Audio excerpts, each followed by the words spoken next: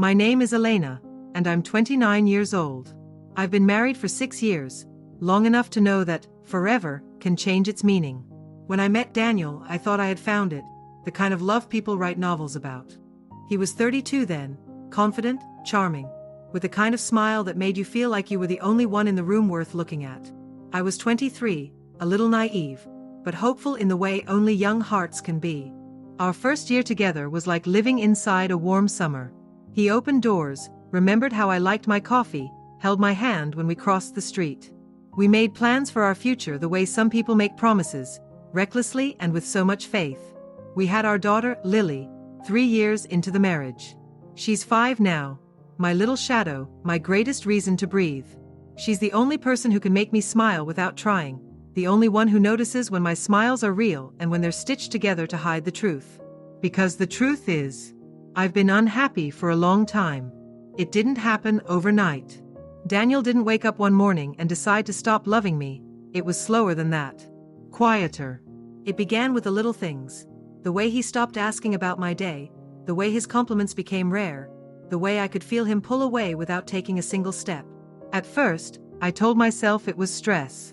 He had work deadlines, bills to pay, a family that demanded too much of him.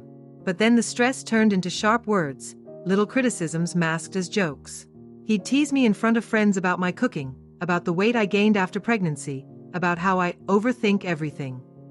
They would laugh, and I would laugh too, because the alternative was showing that it hurt. And I told myself it was love. That he didn't mean it that way. That if I just tried harder, things would go back to the way they were. But slowly, the man who once made me feel safe began to feel like someone I had to tiptoe around. I didn't realize how deep the cracks had become until that night. The night everything shifted in a way I couldn't ignore. The night when all the quiet hurts turned into something loud and undeniable. It was supposed to be just a family gathering, his mother's birthday. A few laughs, some cake, small talk about work and the weather. I told myself I could handle it, that I could pretend for a few hours. But I didn't know then that this would be the night I'd stop pretending altogether. I didn't know that one sentence, not from me, but from Lily, would change everything. And I definitely didn't know that once I heard it, I would never be able to unhear it. Daniel's family lives in a large 2-story house just outside the city, the kind of place where the air feels quieter, but the walls seem to listen. His parents had invited us for his mother's 59th birthday, something that in theory should have been warm and celebratory. In reality, I was already bracing myself before we even pulled into their driveway. I've never been truly accepted by his family. They're polite in the way people are when they're trying not to be rude, but there's a sharpness beneath every word. To them, I've always been the girl who married up, not quite their kind, not quite enough. Daniel doesn't see it. Or maybe he does and just pretends not to. The moment we step inside, the house is filled with laughter and the smell of roasted meat. His mother greets us, her arms outstretched, but her eyes flicker over my dress, a tiny pause before she smiles.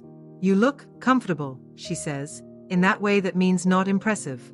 I smile back, because that's what I've learned to do. Lily runs ahead, clutching the little gift she picked out for her grandmother. She's immediately surrounded by aunts and uncles who adore her, and to their credit, that part is genuine. The kitchen is full of clinking glasses and chatter. Daniel's older sister, Claire, is by the counter, glass of wine in hand, already mid-story about her latest overseas trip. As I move past, I hear her voice drop. "Well, you know Elena never really had a career. Not like a real one." I freeze. My back is to them, but I know they're talking about me. "She stays home with Lily," another voice says. Claire laughs softly. "Must be nice to have that luxury. I guess some people don't need ambition." I bite the inside of my cheek and keep walking, pretending I didn't hear. When I find Daniel, he's in the living room with his father, both laughing about something. I lean down and whisper, "Your sister's making comments about me again." He glances at me, amused, as if I've just told him the weather. "She's joking." "Don't be so sensitive," he says, patting my arm before turning back to his conversation. Sensitive. That word burns more every time he says it. Dinner is served at a long oak table, everyone squeezed in shoulder to shoulder. The wine is flowing, and the conversation is loud and overlapping. For a while, I manage to stay quiet, focusing on cutting Lily's food and smiling when spoken to. Then, out of nowhere, Daniel leans back in his chair and says, "You know, Elena once tried to cook lasagna and forgot to boil the noodles first." Laughter erupts around the table. I feel my stomach twist. That was years ago, one of my first attempts at cooking for him. I had laughed at myself back then, but it was private, a moment between us. His mother chuckles. "Oh, Daniel, don't be mean." But he keeps going. "No, seriously. She served it like that. We had to use a knife just to cut it. I think the fork bent." The laughter grows. I force a smile, even as my cheeks burn. It's not the story, it's the way he's looking at me while telling it. Like he's proving something. Like my embarrassment is entertainment. Lily, sitting beside me, looks confused. Her little hand reaches for mine under the table. "Mommy?" she whispers. I squeeze her hand. "It's fine, baby." But it's not fine. Not even close. And somewhere deep inside, I can feel a quiet, dangerous shift. The beginning of the moment I will finally stop making excuses for him. I wish I could say the lasagna story was the end of it. That I could have swallowed the embarrassment, forced a few more polite smiles, and made it through the evening. But Daniel wasn't finished. It was later, after dinner, when the plates had been cleared and dessert was being served. The dining room had that lazy after-meal buzz. Wine glasses half full, forks scraping against plates of cake, soft laughter drifting in from the living room where some of the cousins were playing cards. I was seated across from Daniel, with Lily between us. I'd started to relax just a little, focusing on my daughter's delight as she devoured a slice of chocolate cake. Then Daniel leaned forward, smirking, and said to the table, "You know what Elena used to do when we were dating? She would send me these long, dramatic texts if I didn't reply to her right away. Like full essays. She'd be convinced I was mad at her." The table chuckled politely. I froze. Because that wasn't a light-hearted anecdote, that was something from the very beginning of our relationship, back when I was insecure and learning to trust him. I had told him about that part of myself in vulnerability. He wasn't done. She once wrote me a 5-paragraph message because I went to the gym without telling her. It was like reading a college paper on abandonment issues. Laughter, louder this time. Claire slapped the table. "Oh my God, Daniel, that's hilarious." Even his father chuckled, shaking his head as if I were some amusing stereotype. I felt my throat tighten. I glanced at Lily, hoping she wasn't paying attention, but her big brown eyes were on me. She wasn't laughing. She looked worried. I tried to speak, to say, "That's not funny, that's personal," but my voice caught in my chest. I just smiled weakly, because the alternative was letting them see the tears already forming. Daniel grinned like he'd just scored a point. "See, she's blushing. She knows it's true." The humiliation burned hot in my stomach. This wasn't teasing anymore. This was stripping me bare in front of people who already looked for reasons to see me as less. I excused myself, murmuring something about checking on Lily's sweater in the car. In the hallway, away from their voices, I pressed my palms to my eyes, willing myself not to cry. But before I could gather myself, I heard little footsteps behind me. "Mommy?" Lily's small voice was hesitant. I turned, forcing a smile. "Yes, baby?" Her brow furrowed. "Why is Daddy making fun of you? You didn't do anything wrong." Her words were a whisper of truth that cut deeper than anything Daniel had said. I hugged her tight, telling her everything was fine. It wasn't. When we went back to the table, I sat silently, trying to be invisible. But the damage was done. The laughter still echoed in my ears. And something in me, something I had been protecting for years, cracked just a little wider. I didn't know it yet, but that crack was about to split open completely. And the person who would do it wasn't Daniel. It was Lily. The conversation at the table rolled on without me. Laughter, stories, the clink of cutlery against dessert plates. I sat there, hands folded in my lap, counting the minutes until it would be socially acceptable to leave. Daniel seemed to thrive in the spotlight. Every few minutes, he tossed in another comment. Not always about me, but often enough that I felt my stomach tighten in anticipation each time his voice lifted.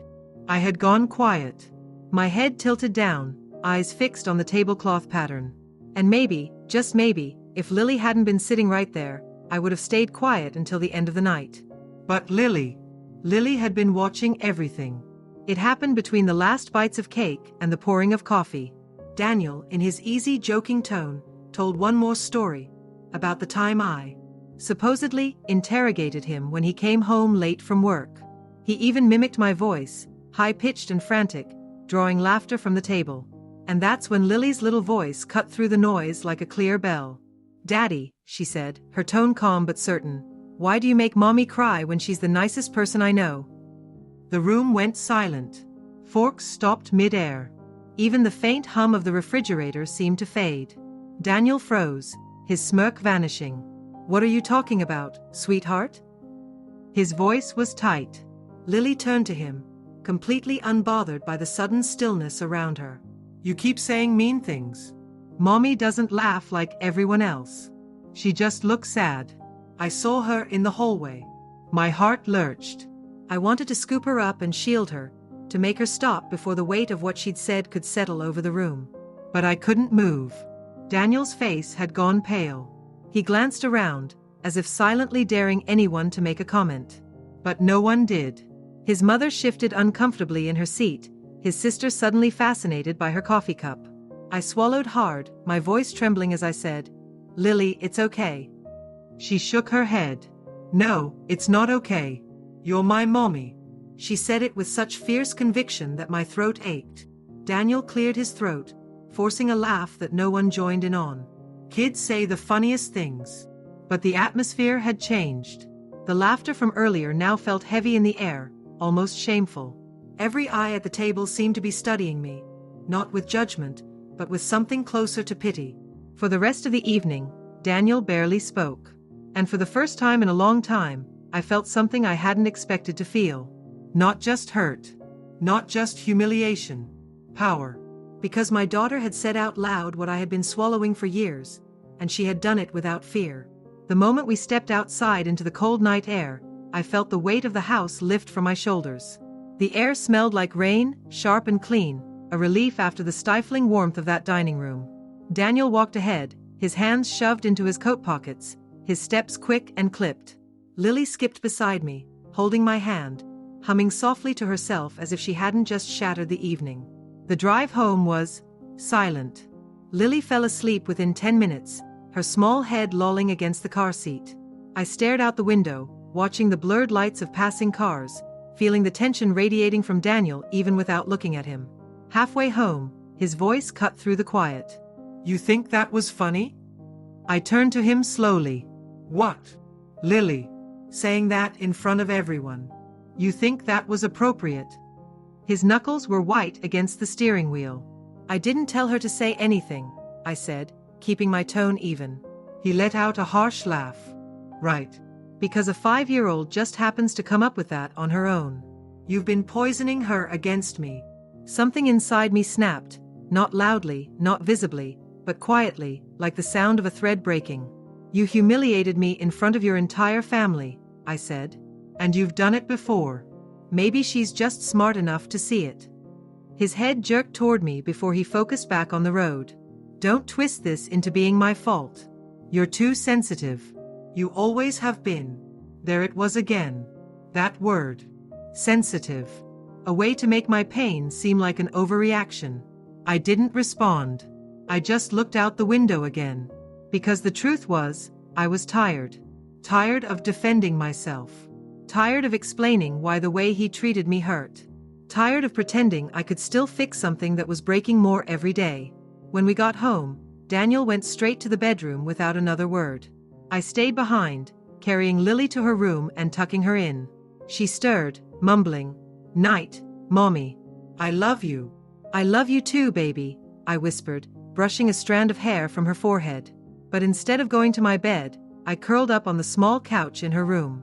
The shadows of her toys stretched across the floor, and the sound of her gentle breathing filled the space. For the first time in a long time, I felt safe. And that was the moment I realized how wrong it was that safety only existed when I was away from my own husband. I stared at the ceiling until my eyes burned, and in that quiet darkness, a thought began to take shape, one I'd been pushing away for years. Maybe I didn't have to live like this. I didn't sleep that night. Even after Lily's breathing settled into the deep rhythm of dreams, my eyes stayed open, tracing the faint glow of the nightlight across her ceiling. Memories have a way of ambushing you in the quiet. They don't knock, They just slip in and sit beside you until you're drowning in them. I thought about the first time Daniel told me he loved me. We were sitting in his car outside my apartment, the dashboard lights casting a warm glow on his face. It was raining, not the heavy, soaking kind, but soft and steady, like the world was exhaling. He'd brushed my hair behind my ear and said, "You make me feel like I'm home." Back then, I had believed him. I thought about our honeymoon in Greece, how he'd taken a picture of me laughing on a boat, the wind tangling my hair, and later told me it was his favorite photo because I looked free. Somewhere along the way, that man had disappeared. Or maybe he had been this version all along, and I just didn't want to see it. I remembered the first real argument we had after getting married, how I'd cried in the bathroom, convinced I'd ruined everything. When I came out, he was on the couch watching TV, acting like nothing had happened. I'd apologized to him for making things tense. He hadn't apologized back. I remembered how often I started saying I'm sorry without even thinking about it. How I'd learned to measure my words, my tone, my very presence in a room to avoid upsetting him. And yet, there was still a part of me that ached for the man who had once made me feel safe. That's the cruelest part of love when it goes wrong. You don't just grieve who they are now, you grieve the ghost of who they used to be.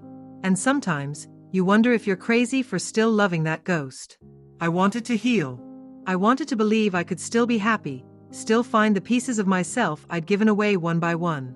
But I was still holding on to him, to the memories, the moments that made my chest ache in a way that felt too much like love. The rational part of me whispered, "You deserve better." The other part, the softer, more dangerous part, whispered back, "But what if he comes back? What if the man you fell in love with is still there, buried under the hurt?" I didn't have an answer. But as I lay there, listening to the sound of my daughter's breathing, I realized something had shifted. The balance inside me was different. For the first time, the possibility of leaving didn't feel like a betrayal. It felt like survival. I woke up stiff and aching on Lily's couch, the pale morning light spilling through her curtains. Lily was still asleep, her little hand tucked under her cheek. I kissed her forehead and slipped quietly out of the room. Daniel was in the kitchen, pouring coffee into a mug. He didn't look at me when I came in.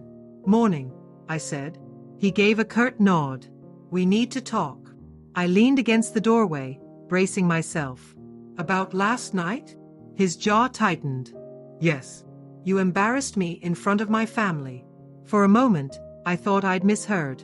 I let out a short, humorless laugh. "I embarrassed you? You're the one who turned my personal life into a comedy routine." He set the coffee pot down a little too hard. "I was joking, Elena.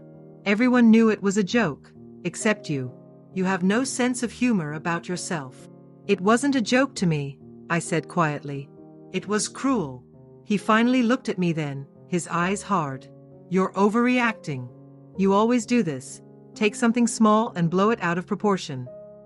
I felt my hands tremble, but I kept my voice steady. "You humiliated me. And you did it on purpose. And Lily saw it." Something flickered across his face at her name, but he masked it quickly. "She's a kid.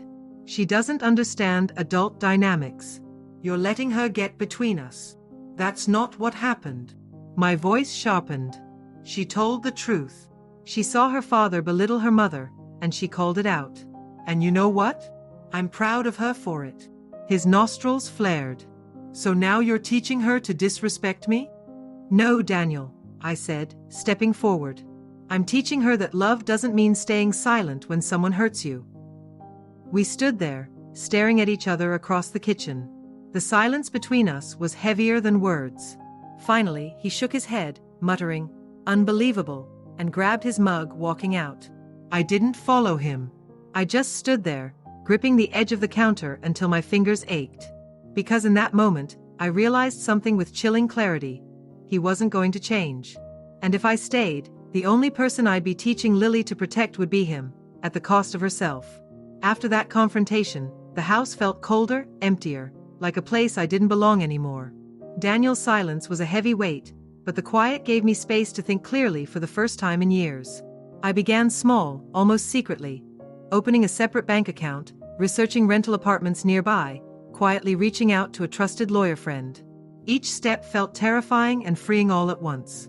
Daniel, sensing the shift, tried to pull me back.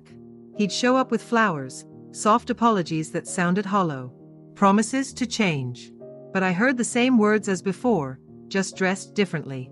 One night, as I looked through his phone, something I never thought I would do, I found messages to another woman. Not outright cheating, but intimate, emotional, full of the connection he no longer gave me.